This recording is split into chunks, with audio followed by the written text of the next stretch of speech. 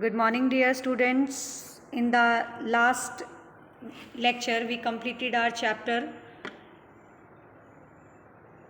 2, that is microorganisms. Now we are doing the value-based question of this chapter. Let's start doing the value-based question. First of all, we start reading the comprehension paragraph given here. So first of all, let's start reading it. Sonam and his wife are overjoyed after the birth of their daughter. Sonam और उसकी wife बहुत खुश हुए, बहुत ज़्यादा खुश हुए after the birth of their daughter, उनकी बेटी पैदा होने के बाद. They share their joy with their relatives and friends. वो अपनी सारी खुशियाँ और अपनी सारी की सारी खुशियाँ अपने फ्रेंड्स और रिलेटिव्स के साथ शेयर करते थे. Soham's wife decide to take their daughter for her first round of vaccination. Soham की जो वाइफ है वो डिसाइड करती है कि अपनी बेटी को फर्स्ट राउंड ऑफ वैक्सीनेशन दे. सोहम की वाइफ डिसाइड करती है to take their daughter for her first round of vaccination. First round of vaccination उन्हें दिलवाने के लिए. So however the Soham's mother, जो सोहम की मदर हैं, that does not like the idea of putting the child through the discomfort of injection. Soham की mother जो है उनको ये आइडिया बुरा लगता है कि बच्चे को इंजेक्शंस ना दिलवाएं, सो दैट कि बच्चे को डिस्कम्फर्ट होता है. डिस्कम्फर्ट मीन्स उसको पेन होगा, इंजेक्शन देंगे तो पेन होगा. तो वो इस आइडिया को इसके लिए मना कर देते हैं. वो इस आइडिया को अच्छा नहीं मानती हैं, उसकी जो मम्मा होती हैं सोहम की. सो सोहम एक्सप्लेन्स टू हिज मदर. सोहम अपनी मदर को एक्सप्लेन करता है इन अ पोलाइट एंड पेशेंट वे.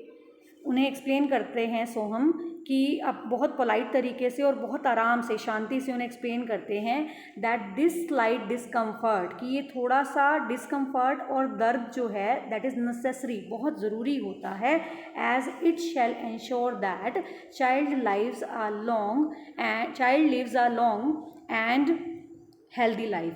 ताकि बच्चा, एक छोटा सा दर्द और छोटा सा डिस्कम्फर्ट बच्चे के लिए ज़रूरी है, ताकि हम वो इस चीज़ के लिए हमें इंश्योर कराते हैं कि जिससे बच्चे की जो लाइफ है वो लंबी हो और हेल्दी हो. ऐसा क्यों कहा सोहम ने? देखो बेटा, जब बच्चे छोटे होते हैं तो उनको कुछ इंजेक्शंस दिए जाते हैं, उनको कुछ वैक्सीन्स दी जाती हैं. वो वैक्सीन्स उन्हें क्यों दी जाती हैं? क्योंकि जब छोटे बच्चे होते हैं उनका इम्यून सिस्टम अच्छे से डेवलप नहीं होता. 5 साल तक बच्चों का इम्यून सिस्टम अच्छे से डेवलप नहीं होता. छोटे बच्चों का इम्यून सिस्टम डेवलप नहीं होता. उनको हमारे सराउंडिंग में जो वायरस और बैक्टीरिया प्रेजेंट होते हैं उनसे बचाने के लिए वैक्सीन्स दी जाती हैं, ताकि हमारे एनवायरनमेंट में अगर कोई बैक्टीरिया वायरस जो हार्मफुल हो सकता है, जो डिजीज़ कॉजिंग माइक्रो ऑर्गेनिज्म हो सकता है, उसके लिए बॉडी के अंदर वैक्सीन दी जाए ताकि वो उनके ऊपर इफेक्ट ना कर सके, उनको कोई बीमारी ना हो उन बच्चे को, ताकि वो बच्चा जो है that lives a healthy life, उसको एक हेल्दी लाइफ मिले. इसलिए सोहम क्या कहता है अपनी मदर को? कहता है कि कोई बात नहीं, अगर हम इंजेक्शन लगवा लें, अगर हम बच्चे को वैक्सीनेशन दिलवा दें तो इसका बच्चे को बेनिफिट मिलेगा.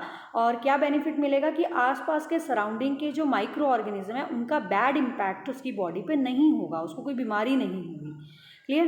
सो क्वेश्चन हम रीड कर लेते हैं. फर्स्ट क्वेश्चन इसके अंदर आता है हमारे पास, was Soham right in supporting his wife's decision? क्या सोहम ठीक था अपनी वाइफ के डिसीजन में सपोर्ट करने के लिए? Yes, he was right. List any 2 values that are demonstrated by his behavior. उसकी 2 वैल्यूज आपने बतानी है जो उसके बिहेवियर में देखने को मिली. तो यहाँ आप आंसर लिखेंगे yes, he was absolutely right. And 2 values कौन सी हैं? The 2 values were politeness and patience. क्या आ जाएगा इसमें? politeness, आप लिख लेंगे इसको politeness.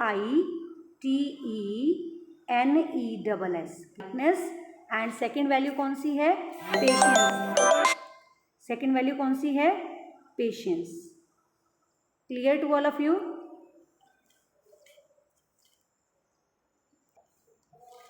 Politeness and patience are the 2 values which were shown by Soham. Patience, PATIENCE.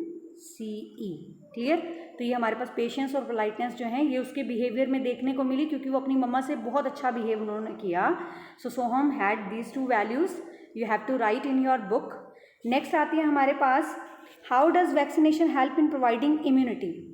Vaccination immunity कैसे प्रोवाइड कराती है? देखो बेटा, वैक्सीनेशन आपको जब चैप्टर रीड कराया था उसमें बताया था वैक्सीन्स क्या होती हैं. वैक्सीन्स किल्ड माइक्रो ऑर्गेनिज्म होते हैं, मरे हुए माइक्रो ऑर्गेनिज्म हैं जिनको बॉडी में इनोकुलेट कराया जाता है, बॉडी के अंदर एंटर कराते हैं।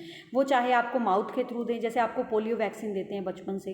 पोलियो वैक्सीन क्या होती है, वो आपको मुंह से देते हैं, ओरल वैक्सीन होती है, ठीक है। तो वो चाहे माउथ के थ्रू दें, चाहे वो इंजेक्शन के थ्रू दें, तो वो वैक्सीन आपकी बॉडी में एंटर कराई जाती हैं, जिसकी वजह से उन किल्ड माइक्रो ऑर्गेनिजम्स को देख के आपकी बॉडी के अंदर जो WBC होते हैं, वाइट ब्लड सेल्स होते हैं, आपके जो बॉडी के सोल्जर्स होते हैं ब्लड के अंदर, वाइट ब्लड सेल्स, वो रेडी हो जाते हैं उनको किल करने के लिए, क्योंकि उनको लगता है कि ये माइक्रो ऑर्गेनिज्म आ गया। बट एक्चुअल में होता क्या है, असली में तो माइक्रो ऑर्गेनिज्म नहीं होते, they are the killed micro organism. तो वो क्या करते हैं, उनको किल करने के लिए हथियार उठा लेते हैं अपने, है ना, उनको किल करने के लिए एंटीबॉडी पैदा करनी शुरू कर देते हैं।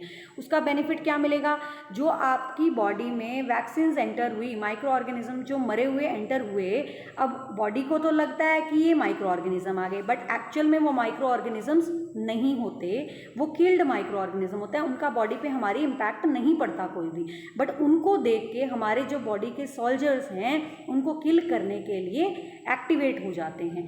बट ये ऐसा क्यों किया जाता है, इससे हमारी बॉडी की इम्यूनिटी इंक्रीज होती है, बढ़ जाती है हमारी बॉडी की इम्यूनिटी।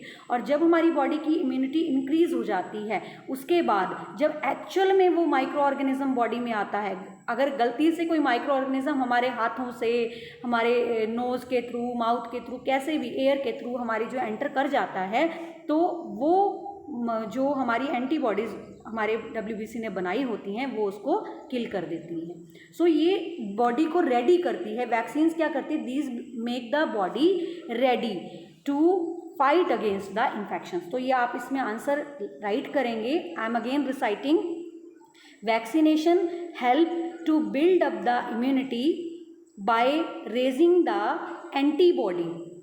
वैक्सीनेशन क्या करती है, it build up our immunity by raising the antibody against a particular disease causing microorganism। तो डिजीज कॉजिंग माइक्रो ऑर्गेनिजम्स के अगेंस्ट ये एंटीबॉडी बना के वैक्सीनेशन क्या करती है, हमारी बॉडी के अंदर इम्यूनिटी को बिल्डअप करती है। तो यहाँ आप अपना आंसर राइट करेंगे। क्लियर, यहाँ ज़रूर आपने राइट करना है। नेक्स्ट उसके बाद हमारे पास आता है थर्ड क्वेश्चन इसका, find out the names of any 5 diseases. 5 diseases के आपने नाम बताने हैं which can be prevented by timely vaccination of children. बच्चों को वैक्सीनेशन से बचाने के लिए, वैक्सीनेशन की हेल्प से जिन बीमारियों को बच्चों में होने से बचाया जा सकता है, उन बीमारियों के 5 डिजीजेस के नाम बताने हैं। देखो, सबसे पहले जब आप छोटे होते हो ना, तो आपको पोलियो वैक्सीन दी जाती है, तो फर्स्ट आ जाएगी पोलियो, ठीक है। अच्छा, उसके बाद सेकंड एक वैक्सीनेशन जब पैदा होते ही दी जाती है, उसका नाम होता है हेपेटाइटिस वैक्सीन, ठीक है, hepatitis B. Clear, hepatitis second बीमारी होगी हेपेटाइटिस, जिसको हम पीलिया बोलते हैं, ठीक है। ये हो गई 2, पोलियो, हेपेटाइटिस। क्लियर, और कौन सी वैक्सीन होती है, और होती है DPT। DPT, ये 3 नाम है बेटा, D से डिप्थीरिया, P से पर्ट्यूसिस एंड T से tetanus. Diphtheria, pertussis and tetanus, ये 3 बीमारियां और होती हैं। और इनके अलावा बहुत सारी ऐसी मेडिसिन्स हैं, बहुत सारी ऐसी वैक्सीन्स हैं जो आपको दी जाती हैं। जैसे एक है आपकी एबोला वायरस की वैक्सीन है, एबोला वैक्सीन जो है वो डेवलप हुई है अभी, और उसके अलावा बहुत सारी और भी वैक्सीन्स हैं जो दी जाती हैं अगेंस्ट वेरियस डिजीज़। तो हमारे पास डिजीज़ कौन सी वैक्सीन बच्चों को देते हैं, एक है पोलियो, दूसरी है हेपेटाइटिस बी और सी। हेपेटाइटिस बी की अलग है, सी की अलग है, और तीसरी हमारे पास है DPT।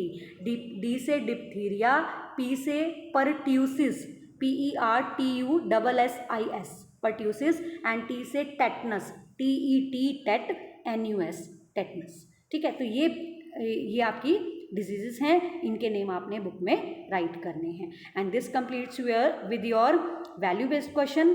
In the next lecture we will discuss about the chapter 3.